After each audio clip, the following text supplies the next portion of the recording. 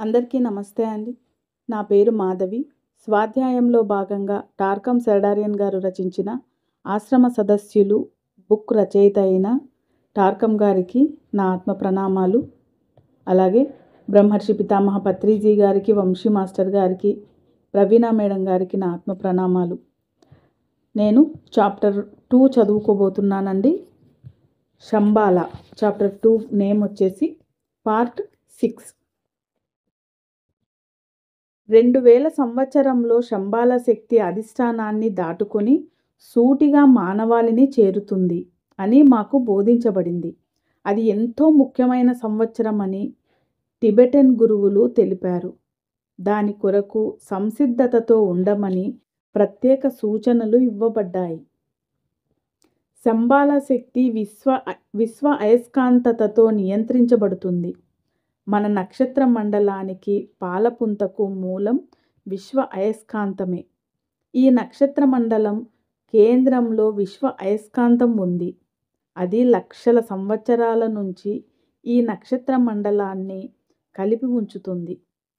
ఈ కేంద్రం అయస్కాంతం ఈ నక్షత్రాలు, సౌర కుటుంబాలను మాత్రమే కాక రాశి చక్రాన్ని కూడా కలిపి ఉంచుతోంది. మన నక్షత్ర మండలంలో అనేక రాశి చక్రాలు ఉన్నాయి. అవి అన్నీ విశ్వ అయస్కాంతం వల్లనే లయబద్ధంగా, ఐక్య పద్ధతిలో, పరస్పర బంధంలో ఉన్నాయి. విశ్వ అయస్కాంతం తన క్షేత్ర ప్రభావంలో 7 నక్షత్ర మండలాలను కలిగి ఉన్న ఉన్నత చైతన్యపు కేంద్రీకరణ. మన నక్షత్ర మండలం మూలం ఈ 7 నక్షత్ర మండలాల నుంచి వచ్చే ఆజ్ఞలను అమలుపరుస్తుంది. విశ్వ అయస్కాంతం అమోఘమైన శక్తిని లయబద్ధంగా వెలువరిస్తుంది. కోట్లాది నక్షత్రాలకు పోషణ ఇస్తుంది. ఒకవైపు పరిణామం కోసం తీవ్ర ఆకాంక్ష ఉంది, మరొక వైపు వినాశనం ఉంది. విశ్వ అయస్కాంతం ఈ శక్తిని చక్రీయంగా వెలువరిస్తుంది.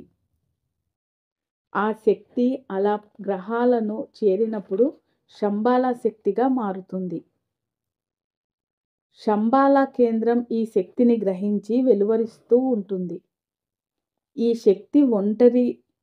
శక్తి ఒకటి మాత్రమే కాదు. మన సౌర కుటుంబానికి సంబంధించినంత వరకు మరో 3 నక్షత్ర మండలాలు విశ్వ అయస్కాంత ప్రవాహానికి తమ శక్తులను కలుపుతాయి.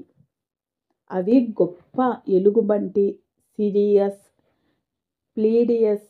వీటి శక్తినే మనం శంబాల శక్తిగా పిలుస్తాము. వీటిని శంబాల శక్తి యొక్క 4 ద్వారాలు అంటారు. శంబాలలో ఉండే మనుష్యులు, చైతన్యాలు ఈ 4 ద్వారాల గుండా మాత్రమే చేరగలరు. ఈ విశ్వశక్తులలో గొప్ప ఎలుగుబంటి అంతరిక్షంలో గొప్ప మీట కనుక అది ఈ ప్రవాహాన్ని నిర్దేశించి నియంత్రిస్తుంది. ఈ గొప్ప ఎలుగుబంటికి సప్త ఋషులు అనబడే 7 కేంద్రాలుంటాయి. ఋషి అనగానే మీరు ఒక గంభీరమైన మనిషి లేదా గ్రహ చైతన్యం గురించి ఆలోచిస్తారు. ఋషులు చాలా వివేకవంతులు. వాస్తవానికి ఋషులు 1000 మంది 9వ స్థాయి ఉపదేశకులతో కలిసి 1000 రేకుల పద్మంలా రూపొందడం. ఆ పద్మంలోని 10 దళం ఒక ఉపదేశకుడు. వారంతా కలిసి తమ మూలంతో సహా ఒక ఋషిగా రూపొందుతారు. ఇక్కడ నేను భారతదేశంలో నివసించే ఋషుల గురించి చెప్పడం లేదు. వారు గొప్పవారే. వారిని మనం గౌరవిస్తాము. వారు ఈ మహోన్నతులను చేరే మార్గం మాత్రమే. నాకు ఈ ఋషులు రూపొందడం గురించి తెలిసినప్పుడు నేను కూడా వారిలా ఒక దళంగా ఉండాలని కోరుకున్నాను. ఒకసారి మీరు ఉన్నత లోకాల సౌందర్యాన్ని దర్శిస్తే వాటిని మీరు ఎన్నటికీ మర్చిపోలేరు అని ఉరుస్వతి చెప్పింది. మన కోసం ఆ విధమైన చైతన్యం విస్తరణలు ఎదురు చూస్తున్నాయని మనసులో నిలిపి ఉంచుకోవడం ముఖ్యం. మనకు మత సమూహాల గురించి తెలుసు. ముఖ్యంగా క్రూరత్వం లేదా పదార్థవాదంతో నిండి ఉండి లేదా ఉన్నత లోకాల ఆధ్యాత్మిక విషయాల పట్ల ఆసక్తులు లేని వారి గురించి చదివాము. అటువంటి వారు మనల్ని మన మూలం విశ్వ అయస్కాంతం నుంచి బంధాన్ని తెగగొట్టడం ద్వారా నిరాశ, నిస్పృహలలో నింపుతారు. అయితే ఈ ఉన్నత విషయాల గురించి మాట్లాడటం ద్వారా మనలో ఏదో ఎరుక కలుగుతుంది. కొన్ని లక్షల సంవత్సరాలలో మనం పురోగమించి క్రమక్రమంగా శంబాలాలోని ఏదో ఒక ద్వారం చేరే అవకాశం ఉంది. మీరు వేల సంవత్సరాల నుంచి నిర్మించబడ్డారు. ఈ కాలంలో మీరు అదే కుటుంబంలో, అదే తెగతో, అదే జాతిలో, అదే సాంప్రదాయాలలో ఉండి మీ మనోశరీరం దృఢపడటంతో మీరు దానిని ఛేదించుకుని విశ్వ పరిణామ క్రమంలో ప్రవేశించలేకపోతున్నారు.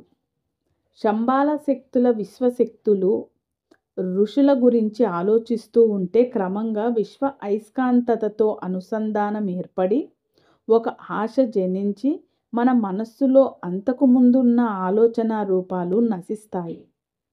శంబాల శక్తి చేసే పని ఇది. మీరు ఏ ప్రత్యేకమైన మతానికో తత్వానికో చెందరు.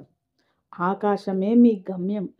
నిరంతరం పెంపొందే చైతన్య విస్తృతి. దానిలో మీరు సాంప్రదాయం, మతం, తత్వం, మనోవిజ్ఞానం వంటి మీకు బోధించబడిన వాటి మీద ఆధారపడకుండా మీ వాస్తవ ఆత్మను కనుగొంటారు. అది చెయ్యడం ఎంతో కష్టం. చాలామంది అవేమీ లేకుండా ఎలా జీవిస్తాము అని అడుగుతారు. 15 ఏళ్ల క్రితం బుద్ధుడు చెప్పిన శూన్యత్వం గురించి చదివినప్పుడు నేను ప్రతిదీ ఆవిరై ఏమీ మిగిలి లేకుండా ఖాళీ అయినట్లు భావించాను. ఇప్పుడు నేను ఆయన చెప్పిన శూన్యత గురించి అర్థం చేసుకున్నాను. నాలో ఘనీభవించిన విషయాలు ఆవిరవడం గురించి ఆయన చెప్పారు. మన చైతన్యాన్ని విస్తరింపజేసుకోవాలంటే మన మనస్సులో ఘనీభవించిన వాటిని కరిగించుకోవడం ముఖ్యం. శూన్యత అంటే ఏకాత్మ అని అర్థం. ఓకే ఫ్రెండ్స్, ఈరోజు ఇక్కడితో స్టాప్ చేసుకుందాము. Thank you.